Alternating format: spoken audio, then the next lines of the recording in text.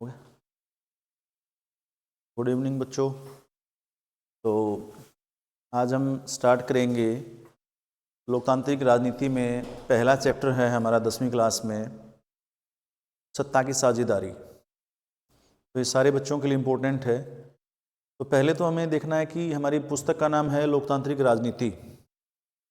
लोकतांत्रिक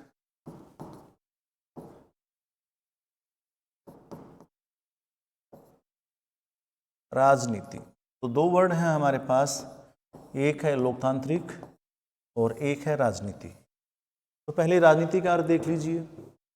राजनीति मतलब राज्य, यानी कि राज, सत्ता चलाने की नीति। यानी कि आप कह सकते हो कि राज्य की नीति कैसी होनी चाहिए, उचित होनी चाहिए, सही होनी चाहिए, जिससे लोगों का कल्याण हो, ऐसी होनी चाहिए। पहला काम हुआ। इसको आप सिंपल भाषा में कह सकते हो, राजनीति का अर्थ है शासन करने की कला। ठीक है। लोकतांत्रिक तो शासन करने की कला। शासन किस पर किया जाए? लोगों पर, लोगों की इच्छा से, लोगों के कल्याण के लिए और सभी के लिए। जैसे हमारी सरकार कहती है, मोदी जी ने नारा भी दिया था, सबका साथ सबका विकास।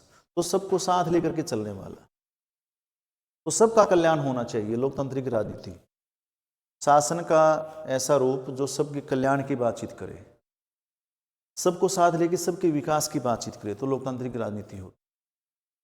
अब उसमें हमारा पहला चैप्टर है सत्ता की साझेदारी। सत्ता यानी कि शासन और उसमें साझेदारी। ऐसे तो लोकतांत्रिक राजनीति से अगर हम थोड़ा सा पीछे देखें तो सत्ता में कहा गया है कि सत्ता को बांटा नहीं जाना चाहिए। राजा के पास सत्ता होती है, परंतु ये तो हम राजतंत्र की बातचीत कर रहे हैं मध्यकाल में, प्राचीन काल में। आज वर्तमान समय में सत्ता लोगों के पास है, तो सत्ता को जो है बांट करके, मिल बांट करके चलाया जाना चाहिए। मतलब जो राज्य में लोग रह रहे हैं उन सभी लोगों को राजनीतिक जो अधिकार हैं वो मिलने चाहिए, सामाजिक आर्थिक जो अधिकार हैं वो मिलने चाहिए। जैसे भारत के संविधान में हमारे संविधान निर्माताओं ने ये अधिकार भारत की जनता को दिए और हमारी सरकारें संविधान के अनुसार चलती हैं और संविधान लोगों की इच्छाओं का, आकांक्षाओं का मूर्त रूप है। सरकारें उसके अनुसार चलती हैं। तो हमारे यहाँ भी हम देखेंगे कि पहले दो उदाहरण दिए हैं सत्ता की साझेदारी में, एक श्रीलंका का और एक बेल्जियम का। छोटे छोटे से देश हैं। बेल्जियम यूरोप में है और श्रीलंका जो है आपका सबको पता है कि ये भारत के नीचे वाले भाग में है। ये इस तरह से आपका भारत के नीचे वाले भाग में है, दक्षिण भाग में भारत के। तो श्रीलंका में और बेल्जियम में देखिए जो आबादी है वो फ्रेंच लोग भी रहते हैं, डच भी हैं। तो फ्रेंच बोली बोलने वाले, मैंने अभी बताया कि फ्रेंच लोग रहते हैं। तो बनावट के हिसाब से देखिए कि डच भी लोग रहते हैं और जर्मन भी हैं। आप देखो कि डच भाषा, जो डच के लोग हैं, यानी कि जो पोलैंड, जिसको आजकल नीदरलैंड कहते हैं, उनको डच कहते हैं वहाँ के लोगों को। जैसे भारत के लोगों को भारतीय कहते हैं, तो होलैंड के लोगों को डच कहते हैं। वो जहाँ भी जाके बस जाते हैं तो डच कहलाते हैं। इसी तरह फ्रांस के लोगों को फ्रेंच कह दिया और जर्मनी के लोगों को जो जर्मन भाषा बोलते हैं उसको जर्मन कह दिया। तो तीनों अलग अलग लोग रहते हैं और वो अलग अलग भाषाएं बोलते हैं। अब देखो 59% लोग हैं डच और 40% जो है आपका जो क्षेत्र है वहाँ फ्रेंच रहते हैं। उसके बाद 1% के आसपास जर्मन रहते हैं।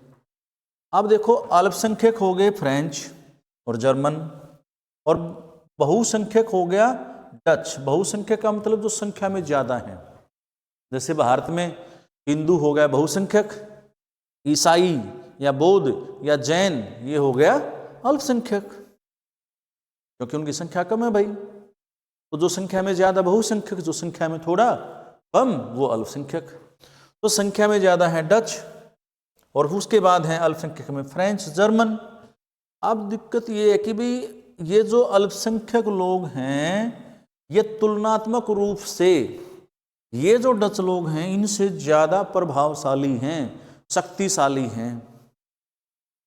अगर हम प्रभावशाली शक्तिशाली देखें तो किस रूप में है भाई? तो सबसे इंपॉर्टेंट चीज ये है कि ये किस रूप में है। तो आपको एक चीज देखनी है कि कोई भी प्रभावशाली जो है या तो सामाजिक रूप से हो सकता है, या तो सामाजिक रूप से होगा, जैसे भारत में है जो सवर्ण जातियां हैं वो सामाजिक रूप से शक्तिशाली हैं, या आर्थिक रूप से होगा। तो फ्रेंच जो है आपका इसी तरह से जो है समृद्ध हैं और ताकतवर हैं, तो आर्थिक रूप से जो है आपका मजबूत हैं, शिक्षा भी ज़्यादा है, तो ये सामाजिक और आर्थिक रूप से संपन्न है भाई। कैसे संपन्न है? सामाजिक और आर्थिक। समाज में जो ज़्यादा सामाजिक और आर्थिक रूप से संपन्न होता है तो ज़्यादा शक्ति भी उसी के पास होती है। जैसे राजनीति में बड़े बड़े पद उनके पास, सेना में बड़े बड़े पद उनके पास, शिक्षण व्यवस्था में बड़े बड़े पद उनके पास। तो समाज के जो ताकतवर लोग हैं, चाहे वो सरकारी अधिकारी हो या प्राइवेट बिजनेस हो, उसमें सारे के सारे, अधिकतम, सारे तो नहीं कहेंगे, बहुत सारी संख्या में फ्रेंच लोग हैं। अब क्या हो गया? अब ये हो जाता है कि जब अल्पसंख्यक ताकतवर हो तो बहुसंख्यक परेशान हो जाता है। जैसे जर्मनी में जो यहूदी लोग थे वो अल्पसंख्यक थे, संसाधनों पर कब्जा उनका सारा था, आर्थिक रूप से मजबूत थे, वो धन दौलत उनके पास बहुत ज़्यादा था। तो जर्मन के लोगों को उनसे जो है नफरत होने लग गई।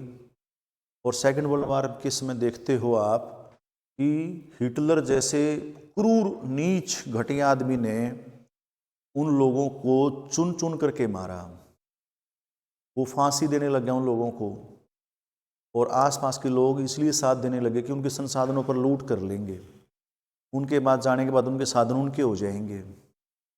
सेना भी इसमें साथ हो गई, और जब फांसी देने लगा तो बहुत लंबे लंबे समय तक फांसी देता रहा, परंतु लोग आपका बहुत संख्या में ज़्यादा थे, तो इसलिए उसने गैस चैम्बर बना दिया कि एक बार में 10,000, 20,000, 30,000, 40,000, 50,000 लोगों को गैस चैम्बर में रोक दो और उनको सबको मार दो। मतलब आपका इतना क्रूर आदमी था। इतिहास में इससे घटिया आदमी, नीच आदमी कोई नहीं मिल सकता आपको, कि जो लोगों को मारने पर मजा लेता था।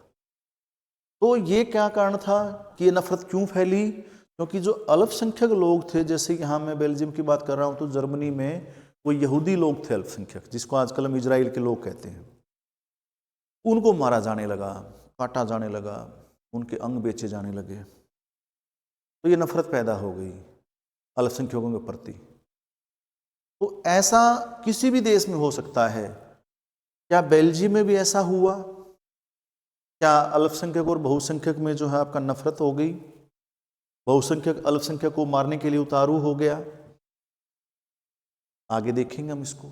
दूसरा देखिए, श्रीलंका छोटा सा देश है भारत के आपका दक्षिण में। यहां रहते हैं सिंगली बौद्ध, सिंगली बौद्ध रहते हैं। सिंगली यहाँ की भाषा है भाई, और बौद्ध यहाँ का धर्म है। तो आपसे पूछा जा सकता है कि श्रीलंका की भाषा कौन सी? सिंगली। और धर्म कौन सा है भाई? बौद्ध। इसके अलावा यहाँ पर जो है आपका हिंदू भी रहते हैं, जिसको हम कहते हैं तमिल।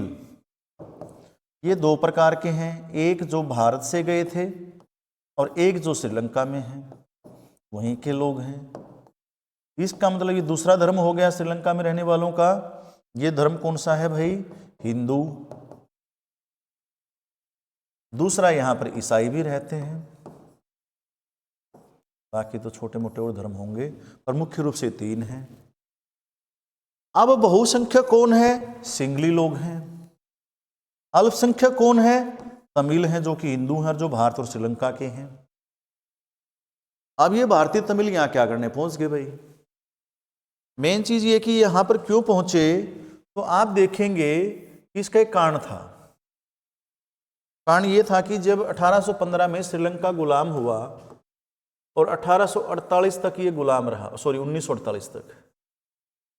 1948 तक ये गुलाम रहा, 15 से 1948 ये अंग्रेजों का गुलाम रहा श्रीलंका।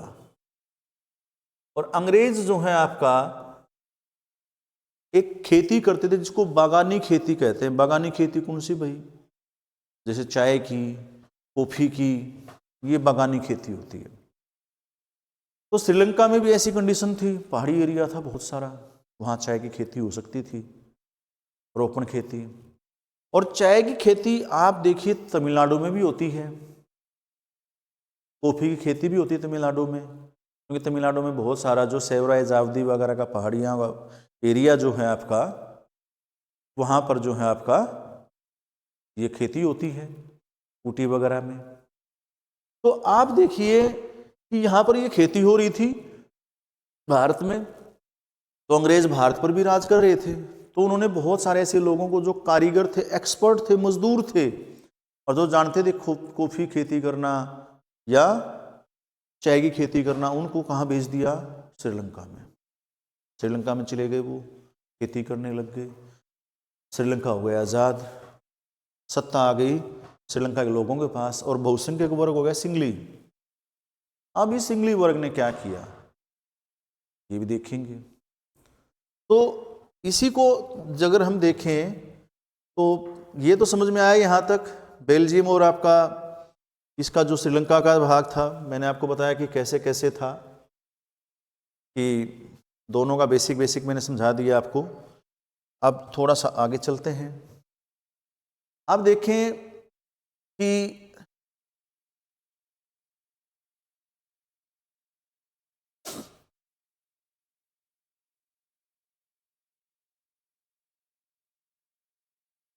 श्रीलंका में देखते हैं और बेल्जियम में भी देख लेते हैं। श्रीलंका और बेल्जियम में दोनों में क्या क्या हुआ ये कि बेल्जियम में जो हुआ, बेल्जियम में सत्ता को साझेदारी रूप से बांट दिया गया। जैसे कैसे बांटा?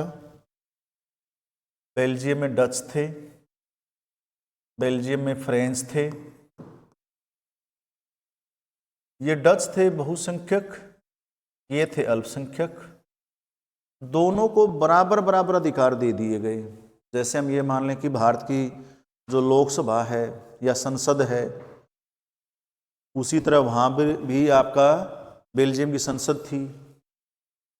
वहाँ पर बेल्जियम में डचों को और फ्रेंच लोगों को बराबर बराबर के सदस्य, जैसे हमारे यहाँ लोकसभा सदस्य होता चुन करके जाता है, उनकी संख्या निश्चित कर दी कि तुम्हारे मान लेते हैं वहाँ 200 लोग हैं तो 100 फ्रेंच जाएंगे और 100 डच जाएंगे।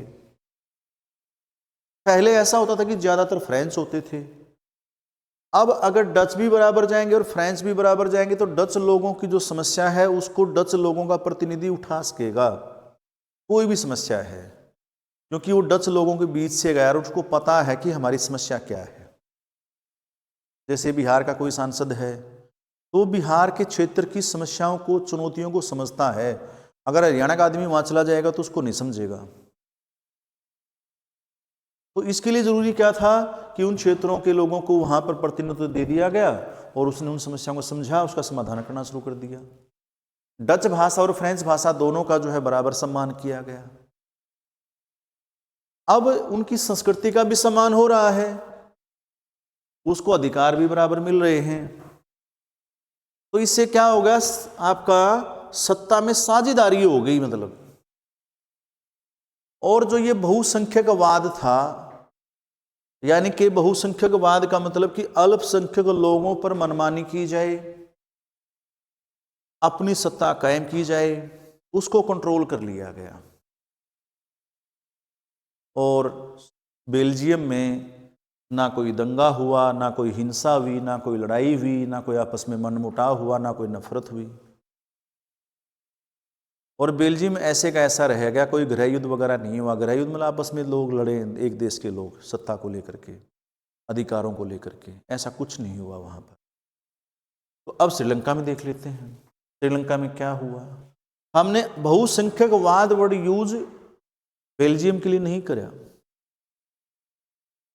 क्योंकि बेल्जियम में तो जो है अल्पसंख्यक और बहुसंख्यक मिलजुल के रहने लग गए, दमन नहीं किया गया बहुसंख्यक द्वारा अल्पसंख्यक का। अब श्रीलंका में आइए स्थिति थोड़ी सी देख लेते हैं कि श्रीलंका में क्या स्थिति है।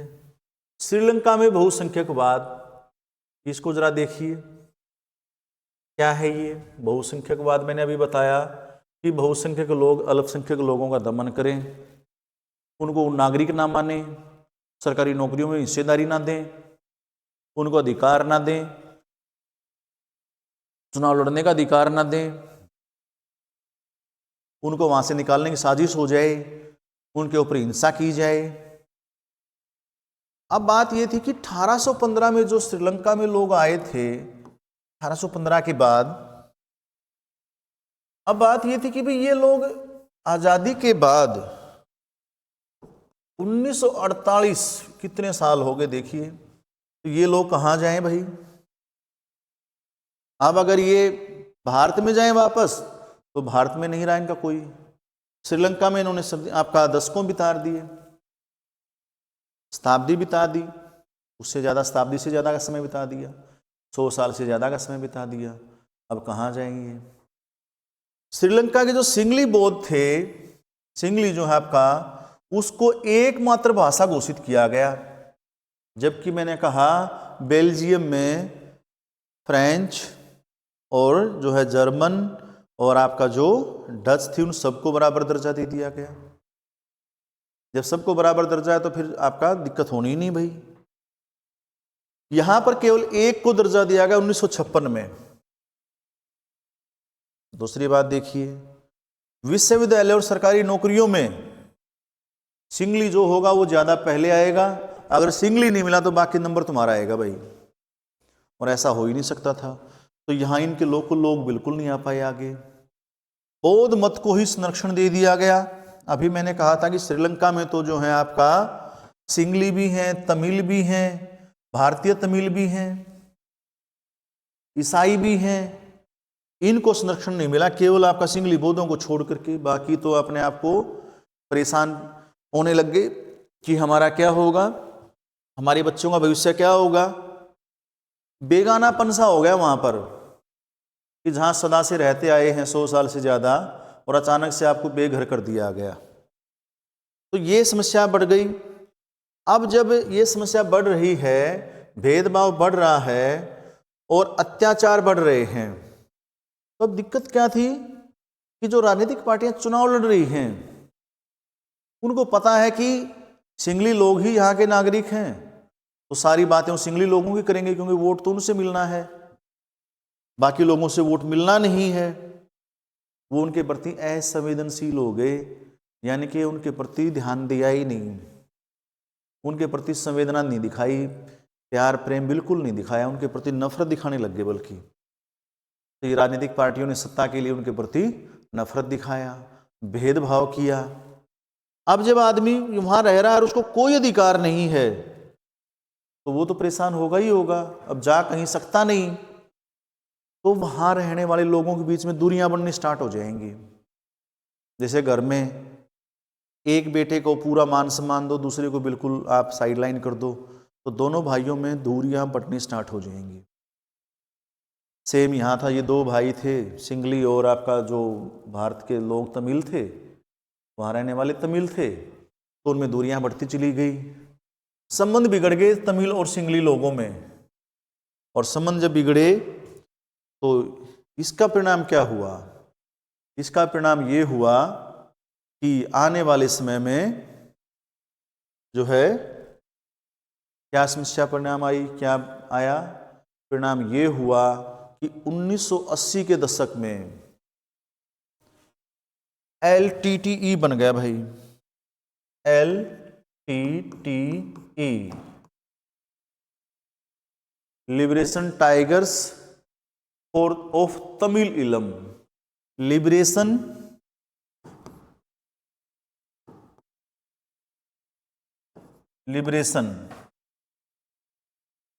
Tigers, TIGERS,